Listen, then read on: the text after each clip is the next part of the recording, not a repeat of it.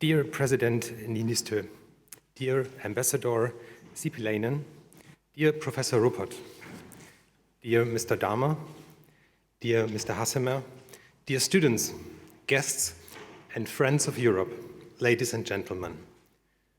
As Vice President for Academic Affairs of Humboldt University, I would like to warmly welcome you to this year's second Humboldt Speech on Europe. It is really a great pleasure to greet you here as our guests in physical presence, as well as remote via live stream. With being founded over 20 years ago, the Humboldt Speeches on Europe are among our university's most prominent and popular events. The first keynote in this series was given by the former German Foreign Minister, Joschka Fischer. Since then, 45 high-ranking speakers from all over the continent have since followed and shared with us their view on the current state of Europe. Statesmen and women, political leaders, constitutional court judges, or financial experts from Ireland to Portugal, Turkey to Estonia have come here to our university. It has been, and still is, an important forum to not only present new ideas for Europe, but also to discuss them with our students as the new generation. Our key speaker, President Niinistö, joins the ranks of those speakers perfectly. Having been inaugurated on 1st March 2012 and being re-elected for another 6-year term in January 2018, he is the 12th President of the Republic of Finland. His re-election has been a historic victory, as it was the first time ever for a Finnish presidential candidate to secure more than 50% of the popular vote already in the first round. Moreover, he is Finland's longest-serving Minister of Finance to date, and when he returned to the Finnish Parliament in 2007, he received the highest number of votes ever gained by a candidate. But that's not all. President Niinistö also left his mark on the European stage. He was the chairman of the European Democratic Union and was instrumental in merging the European Democratic Union with the European People Party. He was appointed the second honorary president of the latter. In 2003, Sauli Niinistö took up the post of the vice president of the European Investment Bank in Luxembourg. Mr. Niinistö, it is a great pleasure to have you here today.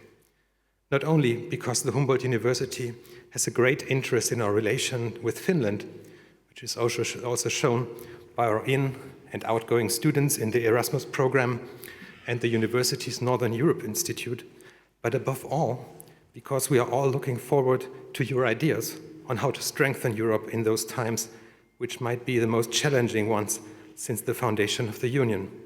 The refugee crisis on the Polish-Belarusian border, the state of the rule of law in member states such as Poland and Hungary, and the ongoing pandemic are just some topics that need to be addressed immediately. I would also like to thank our sponsors and partners, Stiftung Mercator, Wir sind Europa, the Finnish Embassy, and the representation of the European Commission in Germany for enabling us to hold this event. Thank you very much for coming, and again, welcome at Humboldt University.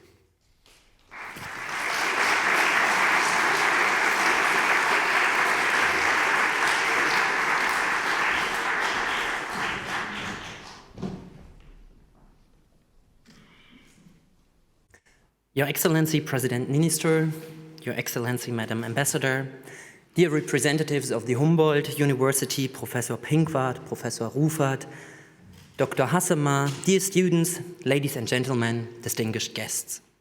It's not long ago that I had the privilege to stand here to welcome you to our last Humboldt speech with Executive Vice President Margrethe Vestager.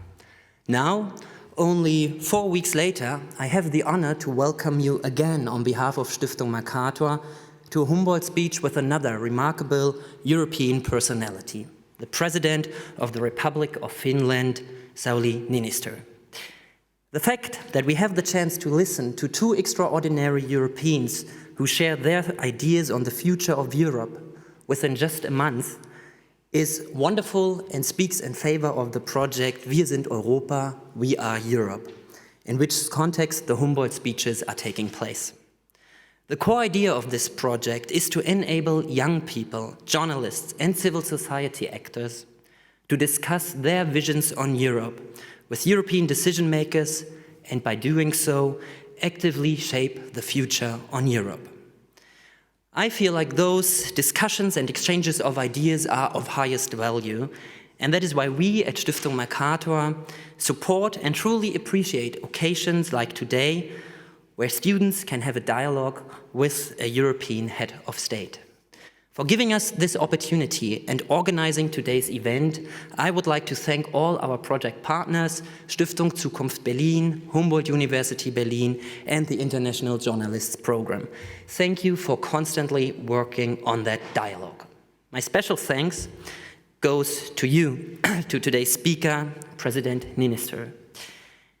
The case for a stronger Europe in a harder world is the title of your speech, and goes in line with what we at Stiftung Mercator are convinced and work on in one of our key thematic focuses, Europe in the world.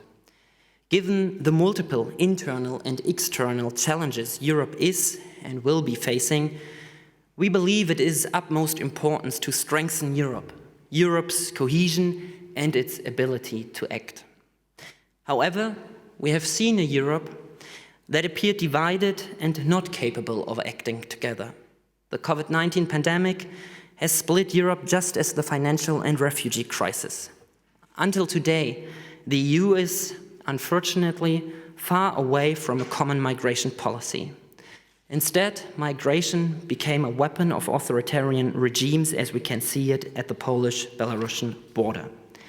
And the values the EU was built on, human dignity, freedom, human rights, democracy, non-discrimination, the rule of law, are more and more under attack.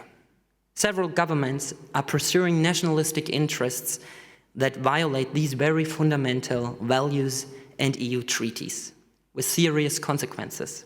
The EU's very existence and credibility are threatened.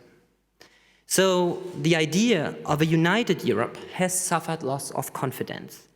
Many citizens do not or no longer feel connected to the EU and do not associate their own lives with the positive accomplishments and values of the EU.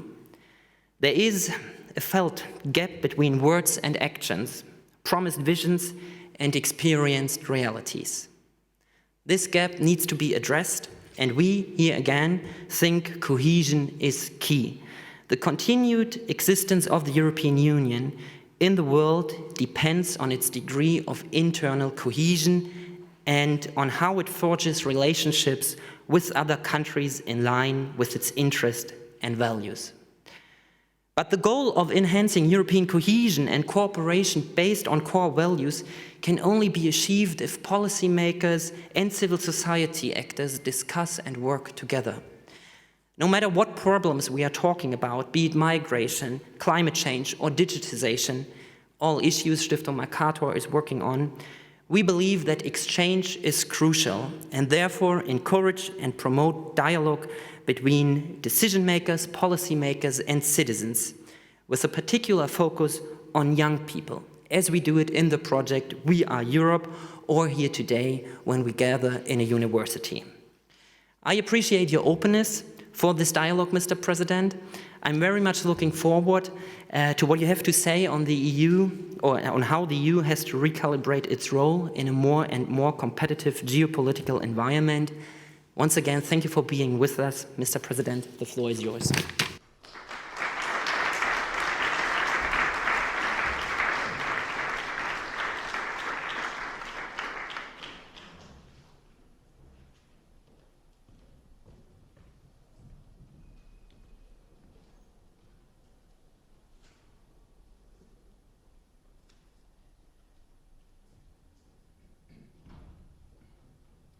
Ladies and gentlemen, it's a great honor and pleasure to meet you here today. It will take 20 years before we arrive at a common foreign policy, let alone a common security policy on the Europe. But step by step, we will have to come to it. This quote is from the first Humboldt speech in this series. In November 2000, former Federal Chancellor Helmut Schmidt spoke here about the self-assertion of Europe in the new century. We know now that 20 years were not enough. On paper, a common foreign and security policy of the European Union does exist. On practice, however, there's still a long way to go. Helmut Schmidt was famously of the view that people with visions should seek medical help. But when he outlined the major challenges facing us in the new century, his speech 21 years ago was nothing short of visionary.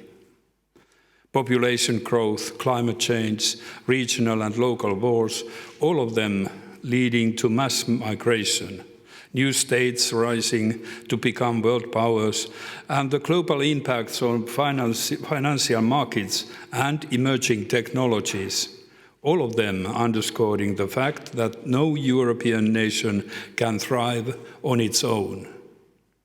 This list, put forward by Schmidt, remains extremely topical also today. If anything, we need a more self-assertive Europe.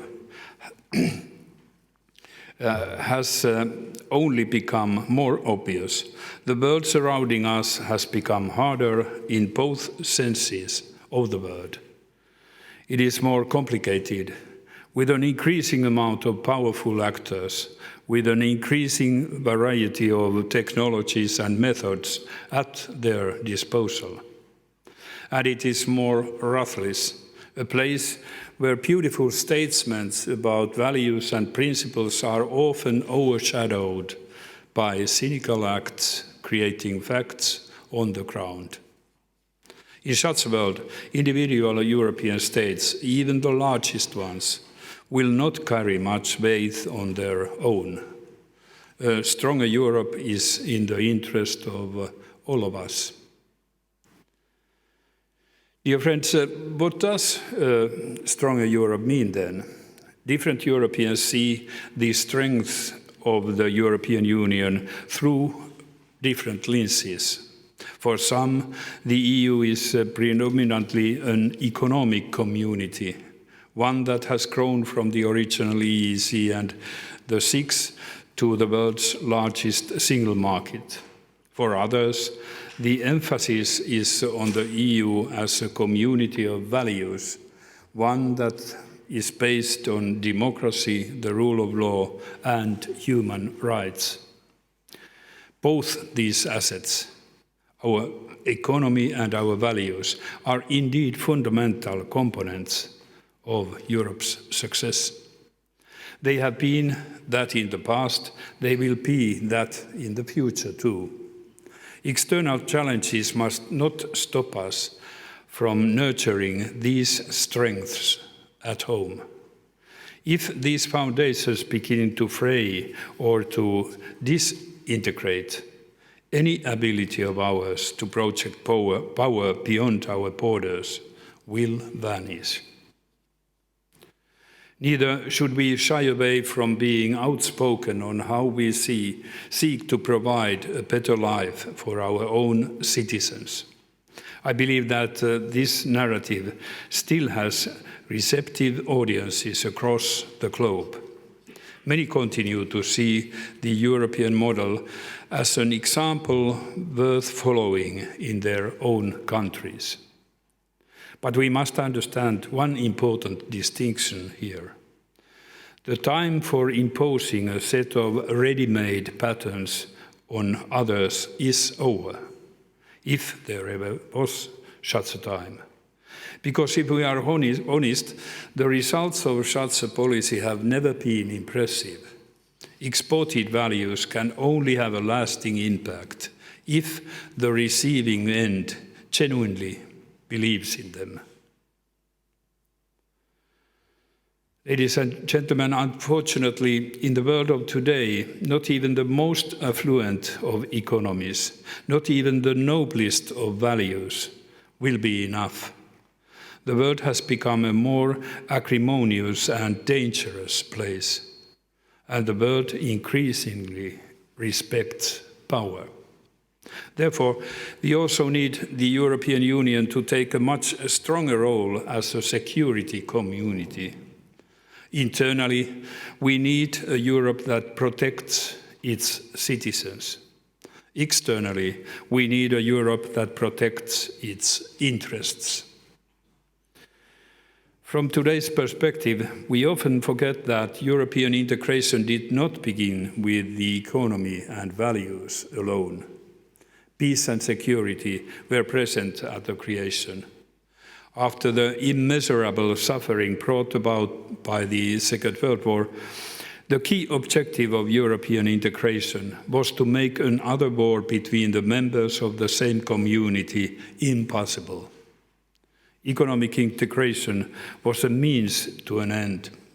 As a peace project, it has been remarkably successful.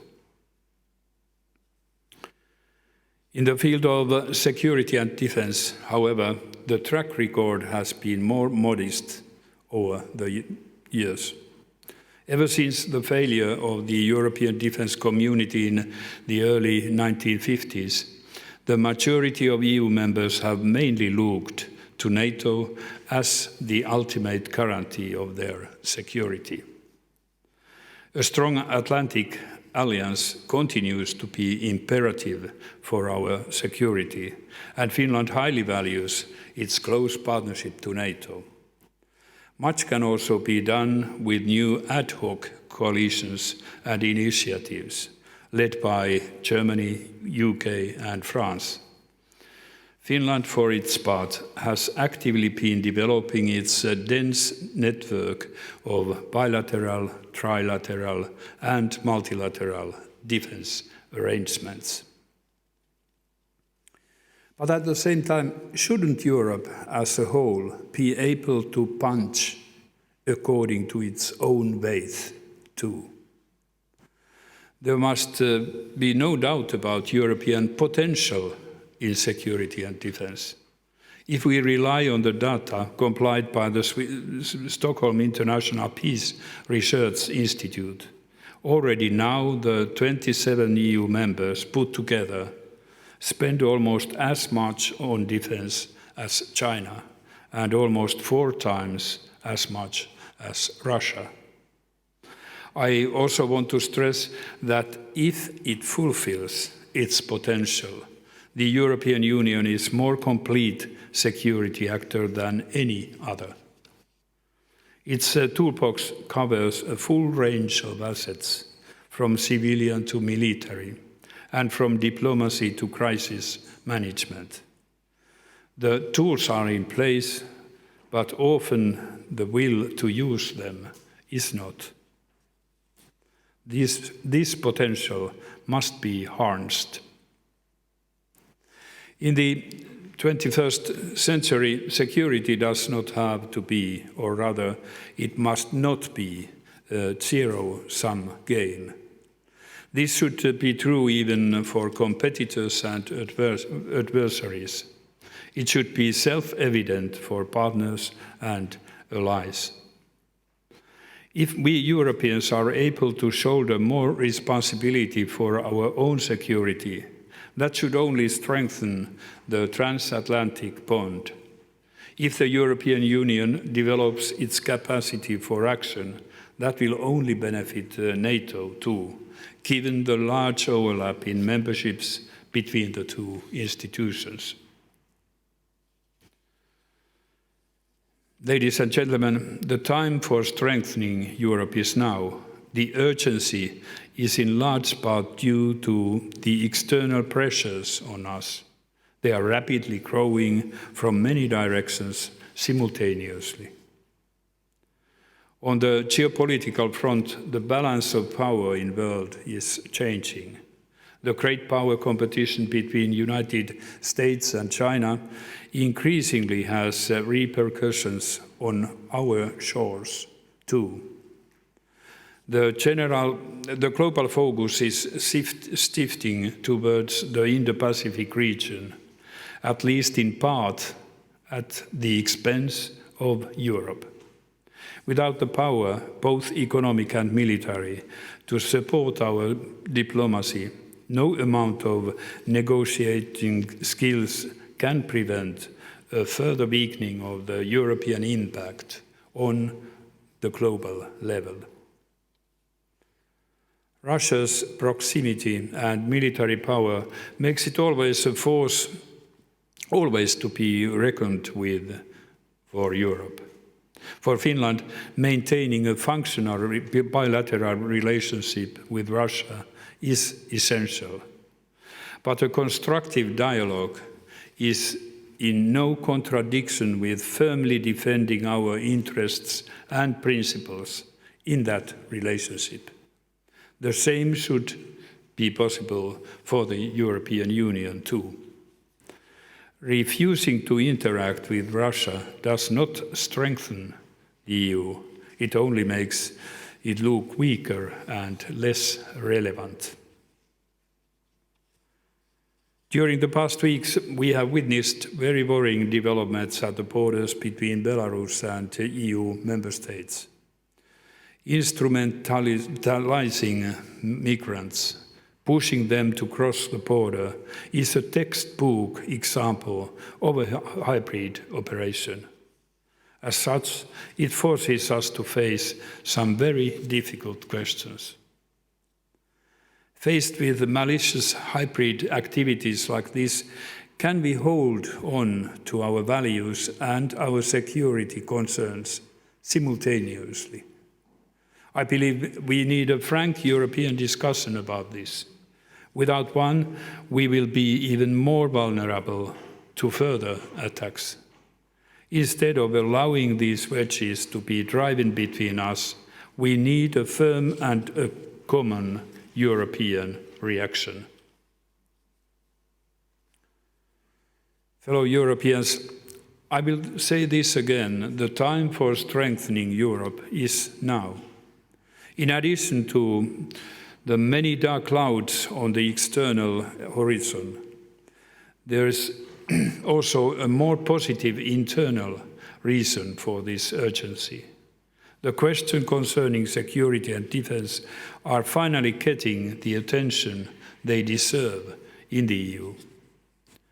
The aspiration for a stronger Europe was laid out already in the EU's global strategy 5 years ago. There has since been no shortage of declarations towards the same objective, a Europe that protects. But to be fair, a lot has been achieved in the intervening years too. In addition to the External Action Service as a tool for our common diplomacy, we now also have a set of instruments to improve our common capabilities. Acronyms like PESCO, CARD, or EDF may sound terribly technical and bureaucratic. Their immediate impact on our security may seem limited, but if we take a longer view, the change is remarkable. The ways in which we look at defense spending, interoperability, and industrial cooperation together would have been unimaginable at the beginning of this century. In the coming months, we have an opportunity to take next steps, or hopefully even leaps forward. Commission President Ursula von der Leyen has talked about the need for a European Defence Union, and EU Defence Summit is planned for next year. And we are together preparing a strategic compass for the EU.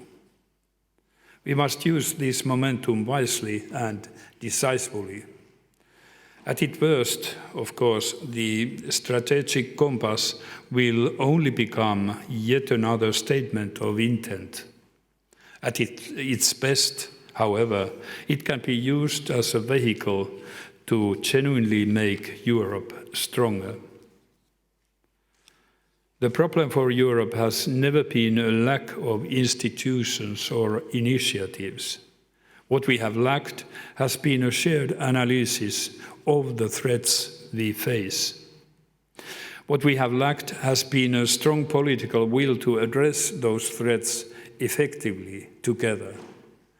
I call upon all Europeans to seize the opportunity to correct these shortcomings now.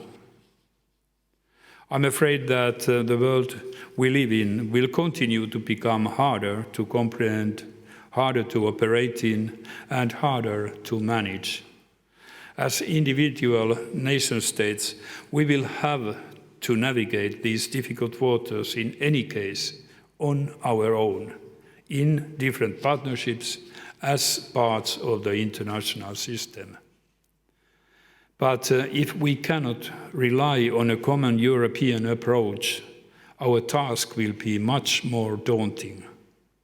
Positioning ourselves credibly on the changing geopolitical map, responding effectively to conventional and hybrid threats, all of this is more difficult, if not impossible, if we try to achieve it alone. Our security and our prosperity is at stake. We do not have another 20 years to wait. The time for a stronger Europe really is now. Thank you.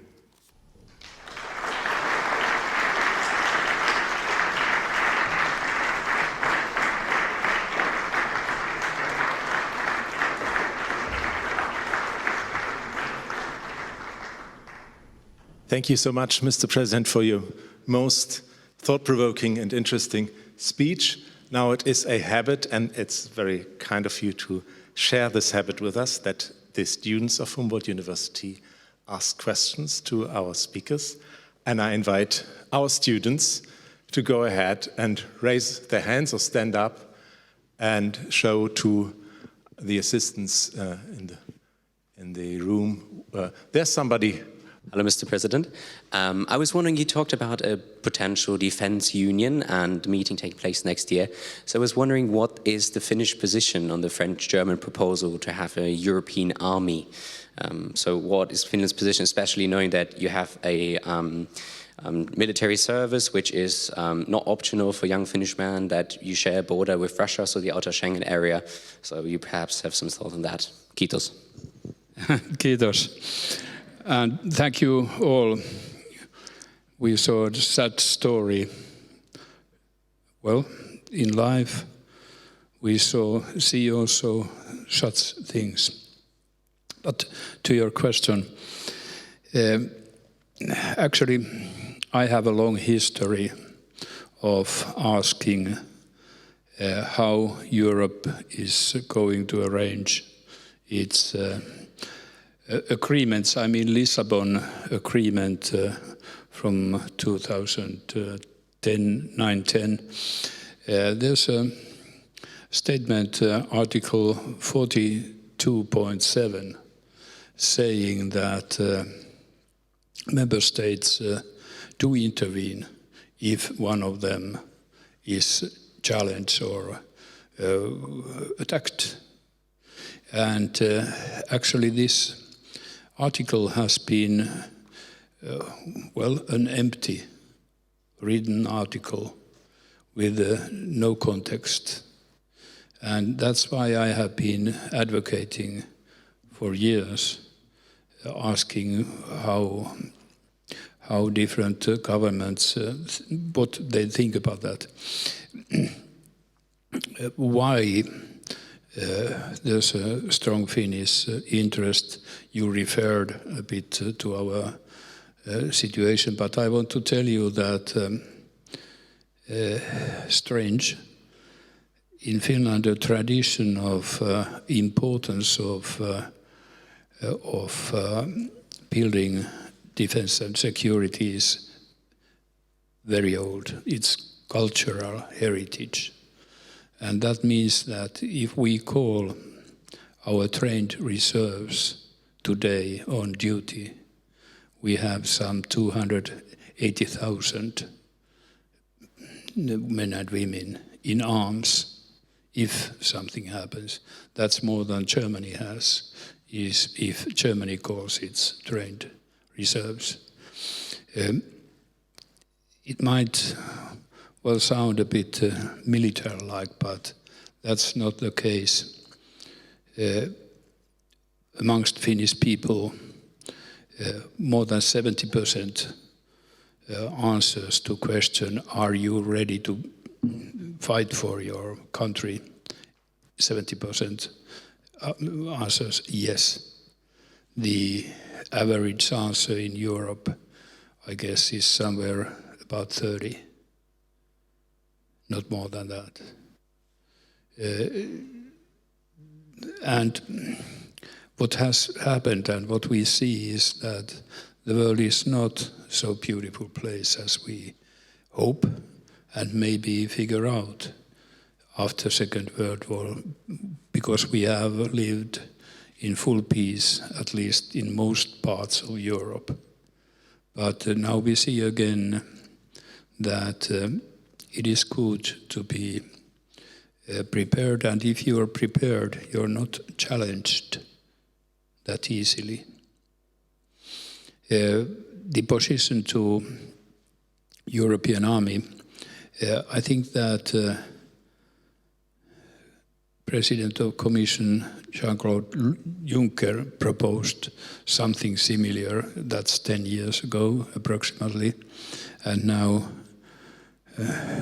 again, von der Leyen, I think that we go further, but having a European army is, and that's what she didn't maybe mean a whole army, I mean, that is a bit long.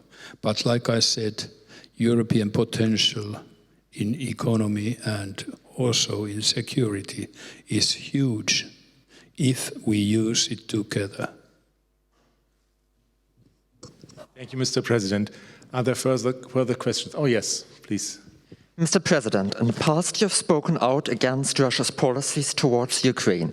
However, your country's economy has been hit pretty hard in comparison to many other European countries by the sanctions which the European Union imposed on Russia. How would you describe your stance on the Russia sanctions? Yes, when Russia invaded Crimea, I was during that time already president. We had immediate meeting of government, and it was one Sunday morning that we stated as first government in Europe that this is illegal. And we have all the time supported all the sanctions that are put on Russia because of Crimea and then because of eastern Ukraine. What is the impact of those sanctions? It's difficult to say. Some of us thought that sanctions will have an immediate, huge impact, but it doesn't seem to be the case, even though they have undoubtedly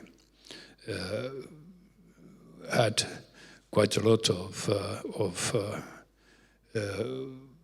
impact, but not total, like it was thought. In spite of the fact that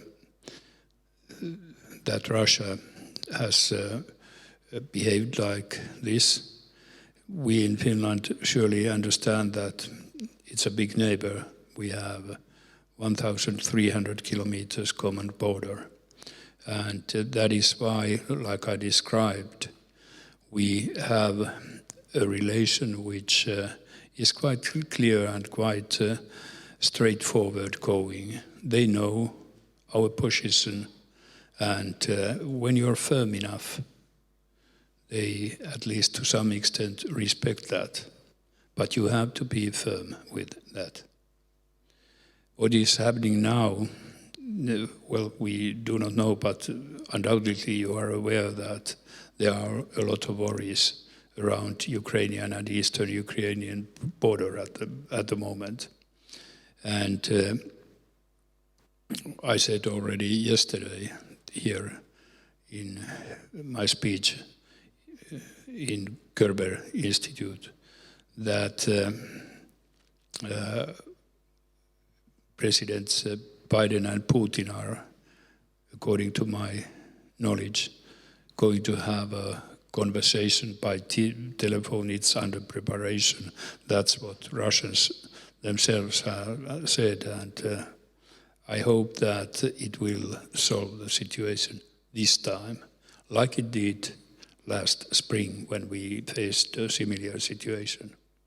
But the basic situation is such that, unfortunately, power speaks. That is what we have and what we are facing.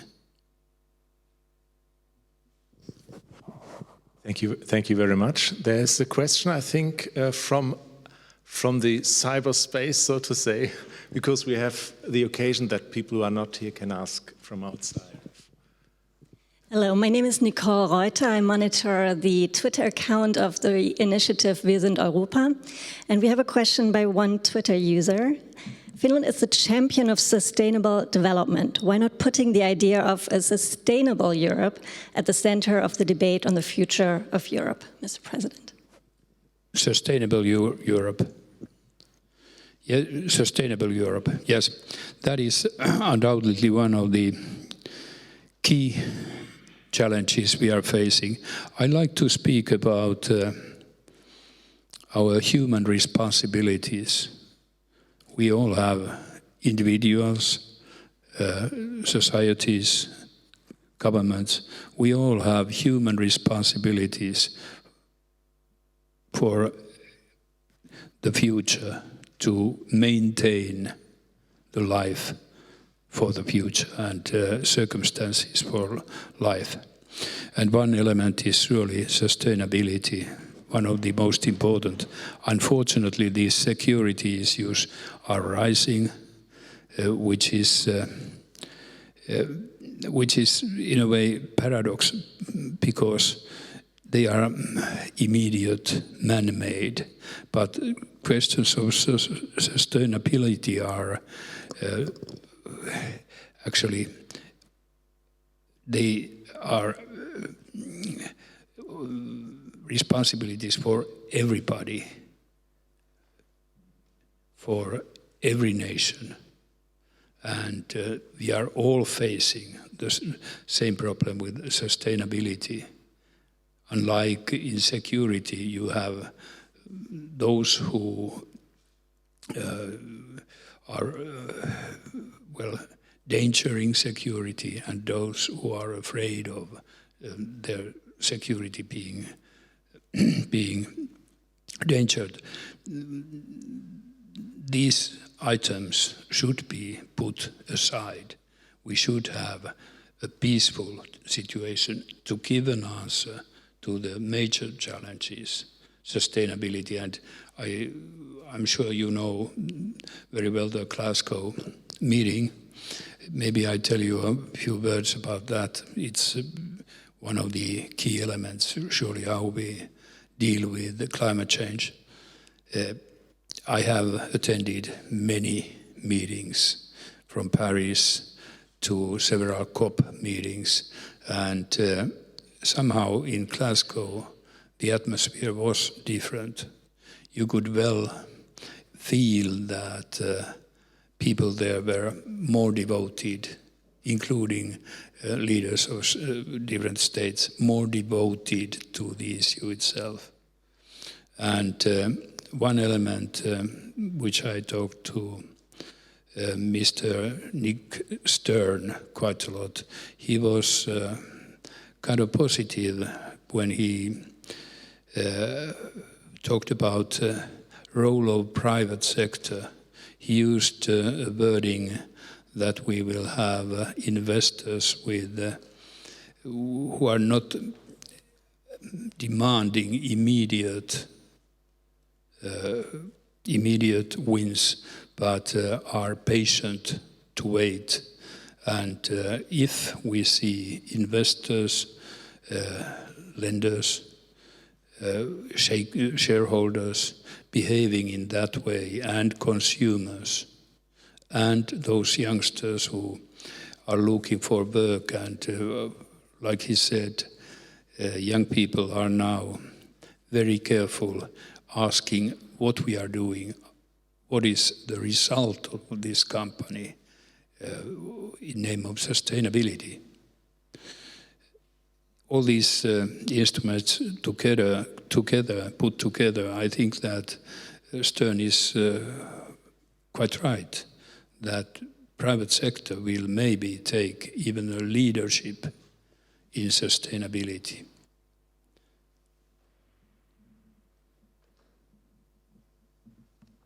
Thank you so much. I see a question on the left-hand side from, yes, please. Thank you very much. Finland is very progressive in terms of gender mainstreaming, fighting social injustice and equal pay. Do you think people in Finland would wish more like a progressive approach that we have in Finland, also among the whole Europe? That would be the first question. The second question, to see, because you mentioned Russia, it is quite obvious that the fact of is we will be not able to fight Russia militarily. It's not possible to win the conflict against Russia on a militarily field. But on 1975, when we had the conference in Helsinki, where President Ford and Leonid Brezhnev were able to decrease the tension, do you think in 2025, when Helsinki will be again, hopefully after 50 years, be able to organize the conference, there will be a chance until 2025 to reshape the European security and cooperation? Thank you very much. Thank you. First, yes, I know that Finland is well known and well appreciated of its activities in equality, actually, total equality, gender, whatever. But I have to say that even Finland is not ready. There's work to do. Surely we are telling our example further, and has it an impact? Hopefully. What comes to Helsinki meeting 75, and now when its 50th anniversary is coming, yes, we have been thinking about that quite a lot. There's the Helsinki Act, there's the model that people and leaders from Soviet Union, USA could gather together. But the most important is, like I call it, Helsinki spirit. And what it meant that in middle of coldest Cold War, the leaders of superpowers saw that it is possible to meet, to try to find at least minimum denominator, to build at least some kind of trust, because all were afraid of the other. And there was created kind of balance of horror. So if you compare today's situation, there are many more actors, yes, and there are a lot of technological developments which are partly very, or maybe dangerous, let's say, misused artificial intelligence or misused hybrid different kind of methods, or robots, drones, whatever. They are even more dangerous in my mind than nuclear missiles, because you could, at least to some extent, control missiles. And if somebody was pressing the button, the other one saw it immediately, and the one who started could be sure that, well, they are coming back. But these elements, artificial intelligence, for example, it's very difficult to trace who is using and which kind of methods. And this is why I think that trying to build at least a minimum size of trust is at most important. And on the other hand, those big powers who tried to limit also nuclear armaments, these new elements are easier to get for small groups like terrorists, for example. That's why we need also the superpowers agreeing that they want to control also that there's no extra proliferation of such methods. Thank you so much, Mr. President. I think there's one question left. Please go ahead. Mr. President, thank you very much for being here. It's a honor to listen to your speech. My name is Svetlana Neuber. I study law at Humboldt University, German and European law, LLM. And I came originally from Moscow, but my question is not about Russia. I would like to ask you about your opinion about energy policy and security in European Union. And I would be happy to know which role plays green energy in Finland and what are the priorities in energy policy in Finland. I would like to write my thesis about this thematic, and that's why ich habe Interesse daran. I have heard that you used to study Russian language before. Русский язык очень трудный. Вы говорите замечательно, у вас потрясающее произношение. Нет, понимаю. You speak very good, and your pronunciation is perfect. And thank you very much for your kindness. Большое спасибо. The energy situation, I know that it's quite actual in Middle Europe at the moment. And dealing now with the gas, especially with gas. But nevertheless, the whole problem of how we get energy in the future is a bit open. Finland is a kind of gas-free country, so this actual situation doesn't have any impact in Finland. The gas represents only a couple, maybe 5-6% of total energy consumption in Finland. So it's not a big question. In Finland we have nuclear power still, and water is one element. Surely a lot of windmills being built, solar is also amazing maybe, but the sun is shining in Finland too, especially in summertime, almost 24 hours a day. But altogether, I understand that it is a complex problem, and in Germany, when the decisions are to give up atomic energy, and we all would like to get rid of coal, so the combination is difficult. Thank you very much, Mr. President. And we see that the subject of your speech is linked to so many other fields, onto energy, humanitarian questions, as you mentioned, migration, and so on. So we are very, very grateful for your patience. The afternoon did not go along as we had expected it. And to thank you a little for that patience and for the time and thoughts you gave us, I have a little present.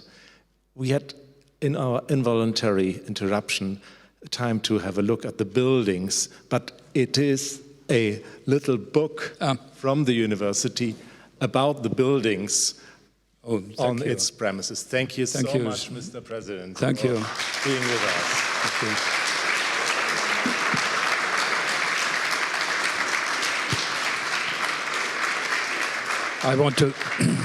I want to thank you all. It has been a great pleasure and a very memorable event for me.